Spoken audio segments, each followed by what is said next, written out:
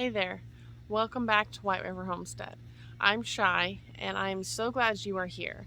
It's been a few weeks since we did our last garden tour.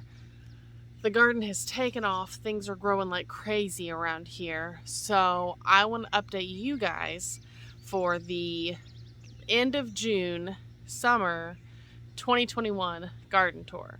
So let's take a walk around and see what we have. So here we are at the entrance of the garden. One of the things I'm most excited about are the Moon and Stars melons over here. I don't see any flowers on here yet, but I think it's coming. So what I do with these is I just kind of train them to go up on their own. And then I'll get some pantyhose or mesh that I can hang the actual melons from. Over here, these are all cantaloupes. We have so many little melons on here too. Let's see if we can find one. I just saw one earlier. Of course, now that I'm looking for it, we're not going to see any, but I know there's a ton on there. If you notice back here, these... Oh, look at this frog. I love frogs, and that guy is so cool. Oh, heck yeah. I just spotted him. So neat. So these are the tomatillos. They're just kind of taking over like crazy here. You can see our Japanese beetles. I hate these things. I'm going to go pick these off here soon. There's quite a few. They love those tomatillos. These are the nasturtiums that I started from seed this year. This whole side of the bed is just full-on jungle here. It's insane. Over here, we have our butternut squash. So this is a random butternut squash plant that we had an extra of. And we thought, well, we would just put it here and see what happens. Well, that's not staying up. I need to tie that up. But you can see, look at this. This is a root. It was on the ground and I recently started tying them up. But those would have rooted into the ground. But I run them up this trellis here. And so they have more room to grow.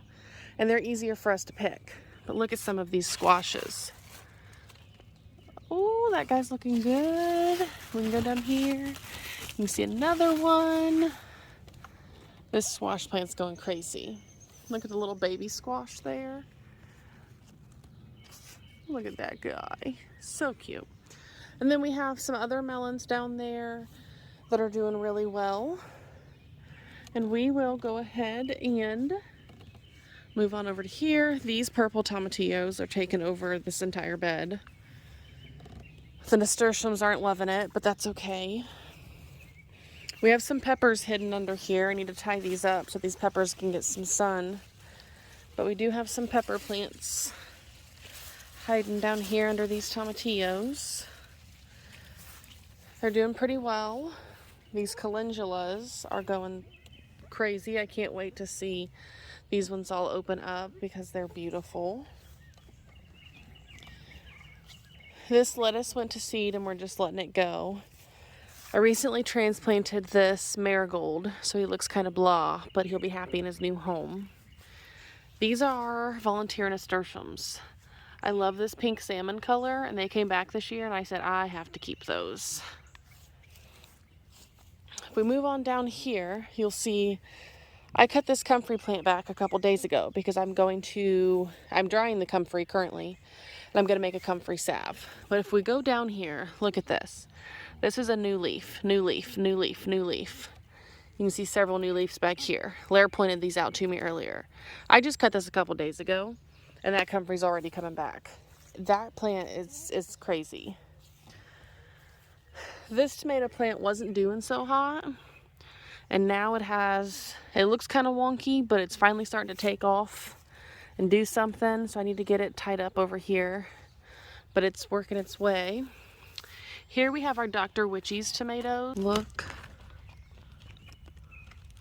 at this tomato. Those things are beautiful.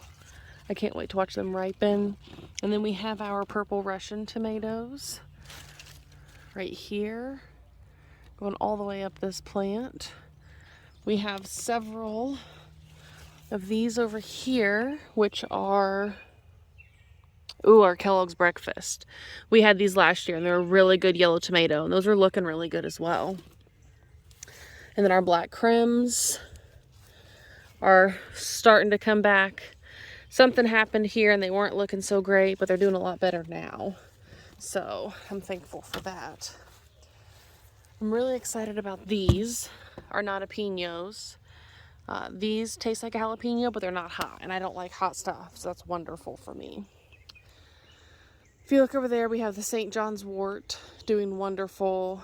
The tomato plants are kind of they're still alive, but barely. And this citronella plant has taken over the entire corner of that bed. These are our slicer cucumbers. They're doing pretty well. Not as well as the ones you'll see here in a minute, our pickling ones, but they're doing really well. We did have 9 cauliflowers in here. None of those actually made heads, so we went ahead and just pulled them out and got rid of them. You can see all the volunteer nasturtiums in here with the onions. I left those because I really like nasturtiums, and I figured if they volunteered, they deserve to be here. If we move on over here, we have our garlic bed. We're getting ready to harvest this. You can see these scapes are winding all around here. I do know that you can use these. They are edible. You can use them in a lot of different cooking. We chose not to this year. We're actually just going to go ahead and let those ones flower and save the seeds. But we do have those. Now this is the cucumber plants I was talking about. These are our Boston pickling, and this one's almost to the top of the trellis. And the one on the other side is almost to the top of the trellis. So they're going to be crossing that trellis very soon. Crazy. These things are, we've harvested at least a dozen cucumbers off of these already. And then you'll see in here we do have several onions and some radishes. These are our French breakfast radishes, and I'm pretty sure this one's about ready to harvest, if it's not already ready to harvest. But I came out here earlier and I noticed this bug damage. And I was like, wow, what's that? That's weird. I've never grown radishes before. We just threw these in the ground not too long ago to see what would happen. And then I saw all this black stuff. And that reminded me of tomato hornworm poop. And that's how I normally find tomato hornworms. And I was like, but that's not as big, and they don't like these. Come to find out, I had cabbage loopers. So I picked 5 of those off throughout here. And I'm hoping I can keep up on those now that I know that they eat radishes. But a lot of these radishes are doing really good. These cucumbers are going crazy. These are also rogue nasturtiums. I say rogue nasturtiums, volunteer nasturtiums, same thing, rogue, volunteer. It means the same in my garden. I spot a squash bug in there. If you see any of them, kill them, because they will lay eggs and eat all of your plants. So that is that bed. Let's go ahead and take a walk back here before we go down the side. This is our holy basil. It did go to flower here. It wasn't doing well for a little while, but now it's really picked up. And I think it might actually end up doing something pretty well. All of this chamomile, chamomile. All of this chamomile. I should have harvested it. I need to just cut it all back and start fresh. That's something I'm really trying to work on this year, is actually harvesting what I grow and doing something with it. But the bees liked it, so that's nice. We have some flowers here on our butternut squash. Set of weeds. You can see here I went on a weed pulling spree last night. Creeping Charlie, I think is what it is. All of that back there. I hate that stuff. Pumpkins over there. And then our Jacoby little pumpkins on the trellis back there. Something I do want to show you guys is these black turtle beans. These are doing so fantastic. These flowers down here are purple. I think they're beautiful, but we staked them up so they can grow up. Look at that. I just think that is the neatest thing. So cool.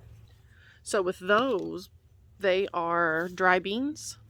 So what'll happen is we'll just let them stay on the vine until they dry up. Then we'll shell them, put them in a mason jar, and we have black beans dry storage. So I'm really excited for those. And those are black turtle beans from Baker Creek Seeds. We're back over here in the corner. These are our Aunt Molly's ground cherries. Never grown these before. Definitely had no clue they would take off like this.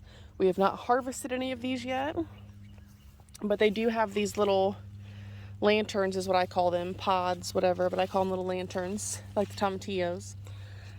And when they're ready, they'll fall off down here on the ground. And you pick them up and eat them, and they taste like garden candy. So we have not had any yet. We have a few that'll look really close, but we're not there just yet. I'm hoping within the next couple weeks we'll get those. This is a random sunflower that we planted here that is kind of going nutso. But, you know, it is what it is. We'll see what happens with that. Moving over to our tomato rows here. We have quite a few down there. We definitely need to start pruning some of these back a little more. Need to tie some of them up. This is a rogue squash plant of some sort. Not sure what it is yet or how it got there, because the only thing that was planted here last year was tomatoes. But we're just going to see what happens, and we're probably going to lay some cardboard along the bed there and just let it kind of grow along the cardboard and see what we end up with.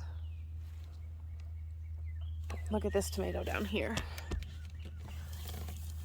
Oh, look at those guys. One thing I didn't notice happened last year, Lair said it did, but I don't remember it, is this grew tomatoes on it, but then it started growing a whole nother tomato plant. Like this plant right here is from that. And I don't remember that happening last year. That's the craziest thing to me. We're coming up on the front corner here. We have Lair's hot pepper bed and a sunflower. Everything in there is doing pretty well. Our lovely mint, chocolate mint. On the back side of the cantaloupes, this is where the frog was. We have our Roma tomato plant here. It has several tomatoes on the bottom. These are our bush beans, rattlesnake bush beans. My lovely calendulas. I'm going to dry those and make a calendula salve eventually. That's the goal there. And then the last thing I'm going to show you guys is this sunflower patch. So this is Lair's sunflower patch. It's on the corner of our new fencing here. I just think it's the coolest thing. We got these planted a little later than we should have, but they're getting there. I think we'll have heads here in a few weeks. One thing I really enjoy about these is as the day goes on, they start over there and move this way, because that is where the sun sets. So they follow the sun throughout the day, and I just think that is one of the coolest things ever. So this is our third garden tour. I didn't cover everything, but I covered most of the stuff. And this is where we're at the end of June 2021.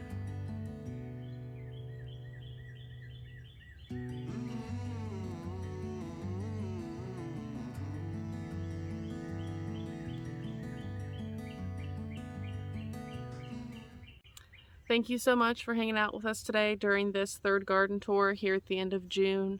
We have a lot of work to get done, so we're going to get that done before the sun goes down. And check back in soon, because we have a lot of content coming your way. As always, cultivate originality.